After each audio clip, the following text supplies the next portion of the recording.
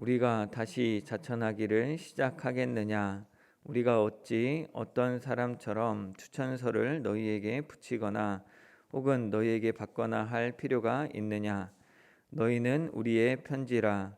우리 마음에 썼고 뭇 사람이 알고 읽는 바라.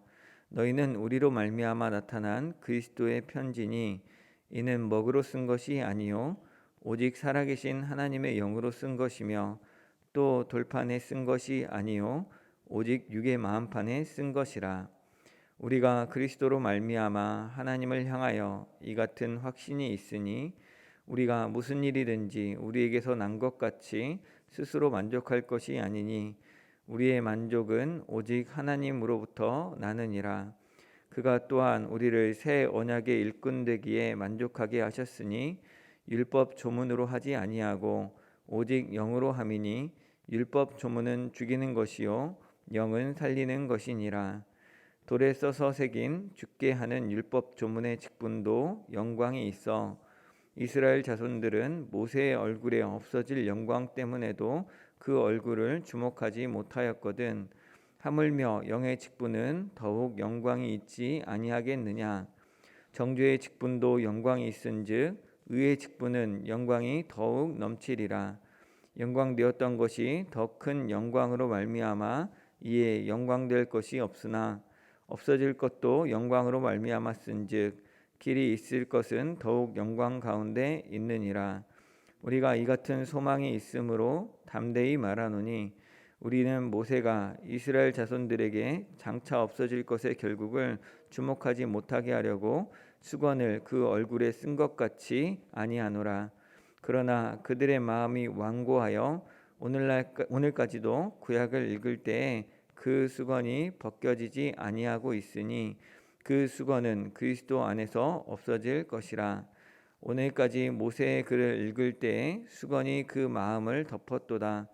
그러나 언제든지 주께로 돌아가면 그 수건이 벗겨지리라.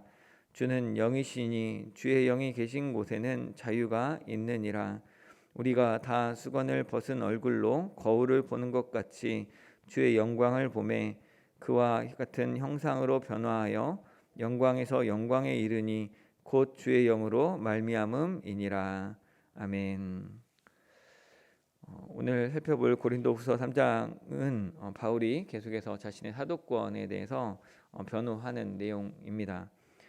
오늘 본문을 크게 좀 문단을 나눠보면 세 곳으로 나눌 수 있는데 먼저는 1절부터 3절까지 해서 자신의 사역을 입증시켜줄 추천서가 필요하지 않다라는 이야기를 하고 또 4절부터 6절에서는 자신의 사역의 정당성, 사역의 만족함, 사역의 자격이 하나님께로부터 왔다라는 이야기를 하고 또 7절부터 18절까지는 바울이 그 옛 언약, 모세의 언약과 그다음 예수님을 통한 새 언약을 대비시켜서 그 이전 영광, 뭐 나중 영광 이런 식으로 죄송합니다.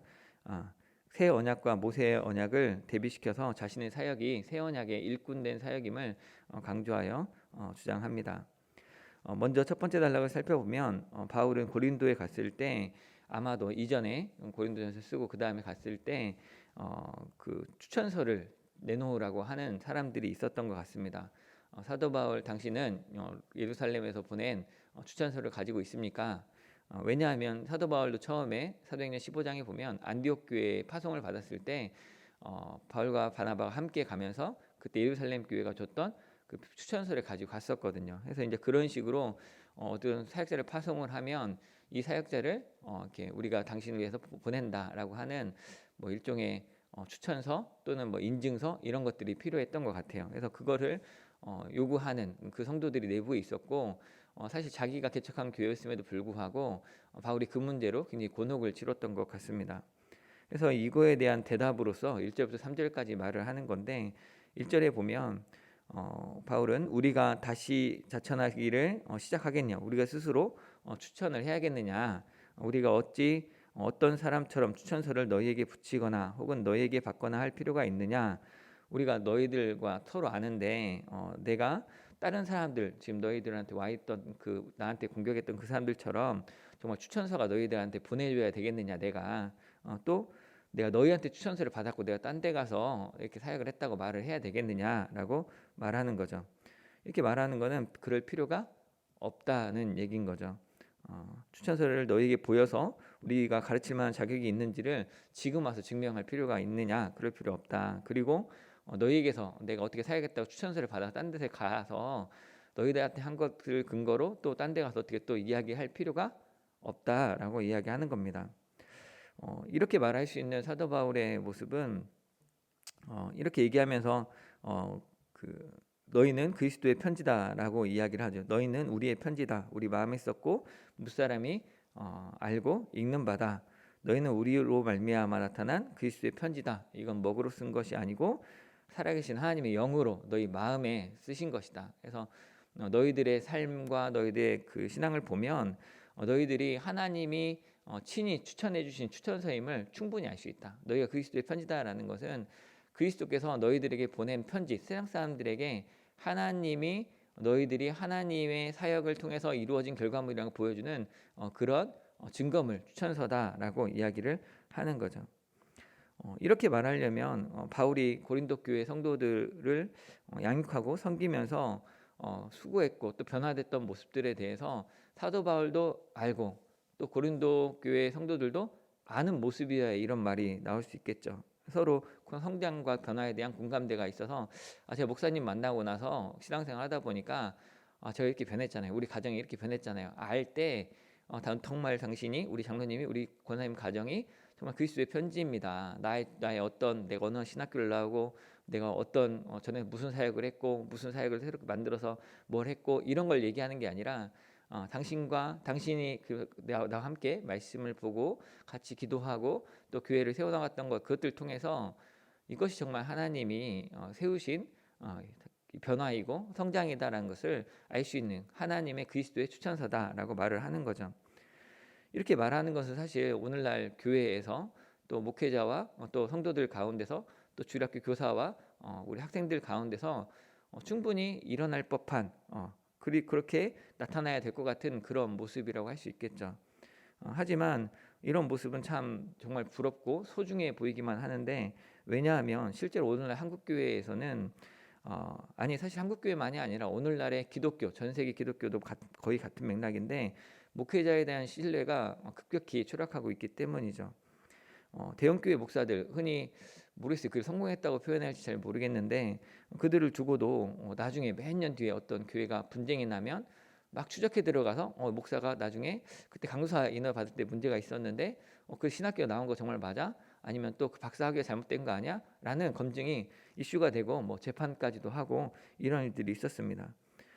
그래서 한때는 뭐 이렇게 분위기가 좋을 때는 뭐 영적인 아버지다, 또 영적 지도자 이렇게 당연히 여겨지기도 했지만 오늘날에는 뭐 이제는 젊은 사람들이 많아서 그런지 그냥 전문 사역자 중에 한 명으로 직업으로 인식되는 부분도 있는 것 같습니다.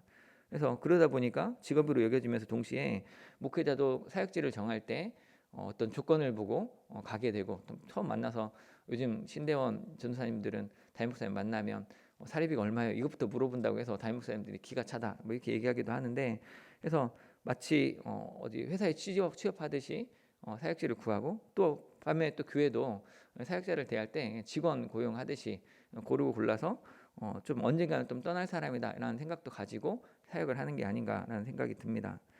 그래서 그러다 보니까 마치 이 고린도 교회가 바울에게 요구했던 것 같은 추천서가 정말 더 중요해지고 있죠.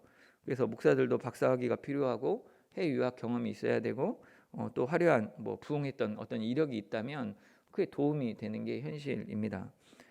그래서 또 다른 면에서 보자면 그 오늘날 성도들은 그리스도의 편지다라는 이 말 듣기가 참 힘들지 않는가라는 생각도 듭니다. 어느 교회의 편지 또는 어느 목사의 편지 정도로는 일컬어질 수 있는데 정말 그리스도의 편지인가? 우리가 정말 다 같이 한국 교회가 이 세계에 예수 그리스도를 주라 고백하는 신앙을 가지고 있는 이 공교회 거룩한 하나님의 몸된 교회로서 우리가 정말 그리스도의 편지로 살아가고 있는지 아니면 어느 한 뭐 대형 교회의 편지 또는 어떤 목사님의 제자라고 막 내세우는 누구에게 제자 훈련 받았다고 하는 그런 그의 편지로 살아가는지 좀 생각해볼 지점도 있는 것 같습니다. 그래서 정말 사실은 크고 작은 교회냐 또 신앙의 연수가 얼마나 됐냐 상관없이 모든 성도는 오직 그리스도를 통해서만 믿음을 얻고 구원에 이릅니다. 그러니 당연히 그리스도를 높이고 사랑하며 그를 따르는 것이 나타나야 되겠죠. 어느 교회, 어느 장로님, 어느 목사님, 어느 집사님, 어느 성도를 보든지 간에 그 안에서 예수 그리스도를 사랑하는 모습이 나타나야 하고, 예수님 때문에 자기를 부인하고 자기 십자가를 지고 주의 나라와 의를 구하는 모습이 나타나야 된다는 것이죠. 그래서 사실 우리가 예수님을 믿는 이유는 너무나 잘 아시겠지만 세상에서 잘 살고 세상에서 남들보다 좀 높은 지위를 얻기 위해서 예수님을 믿고 또 예수님이 필요한 게 아니라 반대로 오히려 세상을 품고 이 가시돋친 세상을 끌어안고 사랑하고 돌보기 위해서, 섬기기 위해서 우리 힘으로는 할 수 없는 예수님의 그 손과 발이 되어서 예수님의 힘으로 이 세상을 섬길 수 있다는 것이죠. 그렇게 살아야 하나님의 자녀이고 하나님의 백성, 하나님의 마음을 아는 그 자녀라 할 수 있겠죠. 두 번째 단락에서 4절부터 6절에서는 바울은 자신의 자격이 하나님께로부터 온 것임을 설명합니다. 5절과 6절에서 만족한다라는 말이 있는데, 이게 제가 맨 처음에 개역개정 성경을 읽고는 무슨 말인지 한참을 찾다가 나중에 다른 성경들 보고 알았는데, 그 자격이 충족한다, 어떤 그 조건에 만족스럽다라는 거겠죠. 그래서 5절 보면 이걸 우리만의 성경으로 다른 성경이 이렇게 번역을 했는데, 그러나 우리는 무엇이 우리에게서 나온 것처럼 스스로 자격이 있다고 생각하지 않습니다. 우리의 자격은 오직 하나님께로부터 났습니다. 말하자면 그러니까 바울과 디모데는 자신들의 어떤 사역이라도 자신들 스스로 자기가 그런 일을 할 만한 능력을 가지고 있어서 그런 일을 한 것이 아닙니다 라고 말하는 거죠. 자신들이 그것을 한 것은 하나님이 주신 자격으로, 하나님이 우리를 만족하게 여겨주심으로 인해서 그 일을 할 수 있었다는 것이죠.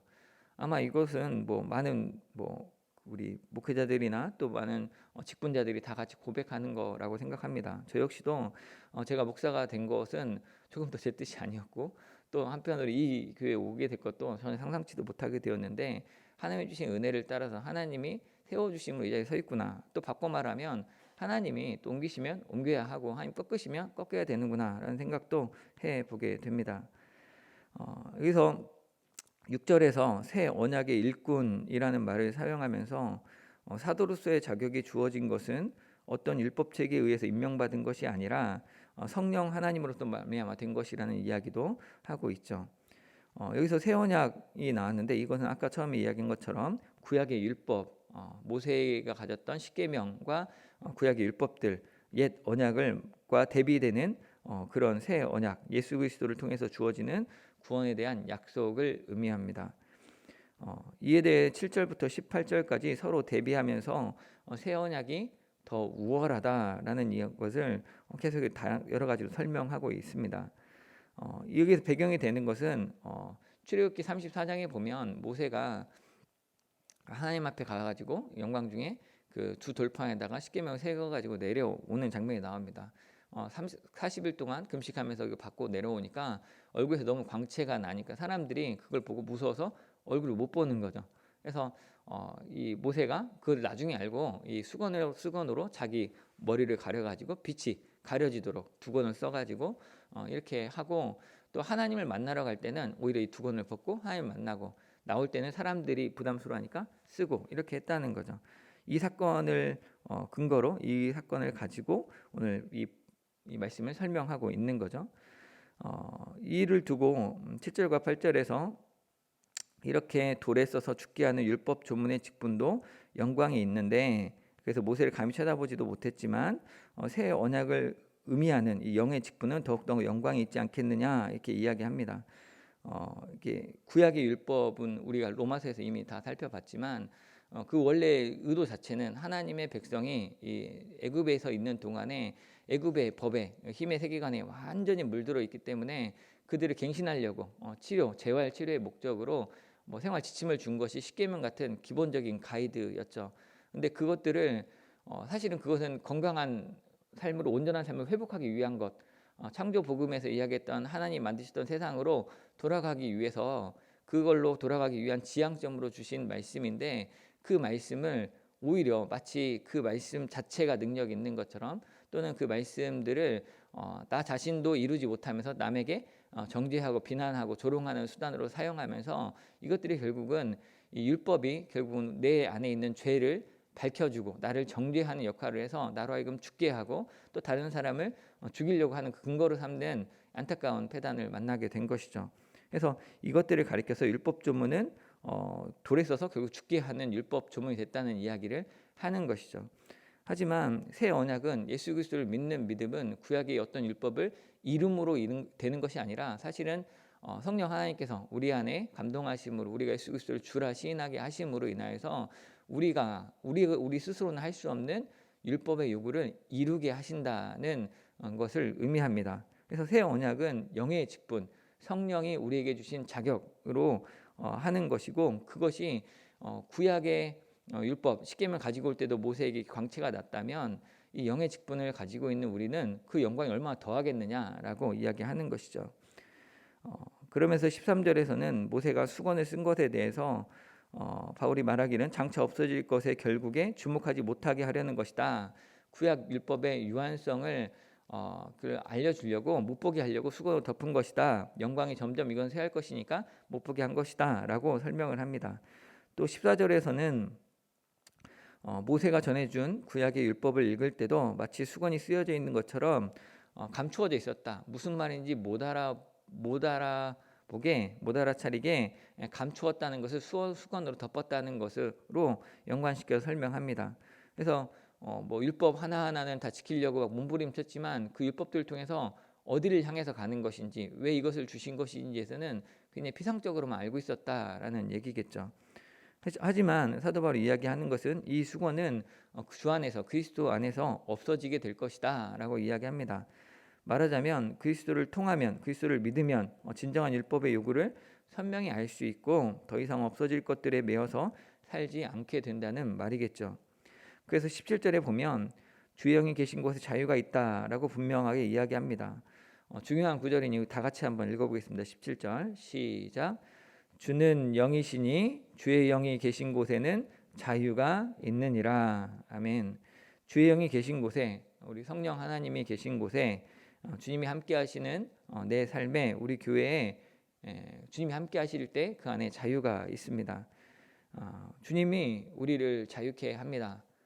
돈이 자유케 할 것 같고 건강이 자유케 할 것 같고 좋은 우리 자녀가 어떻게 입신양명하면 내가 자유케 될 것 같지만 사실은 그럴 수도 있지만 그것보다 본질적으로 진짜 우리를 자유케 하는 것은 성령 하나님이 우리 안에 계실 때 정말 우리가 자유한다는 것이죠.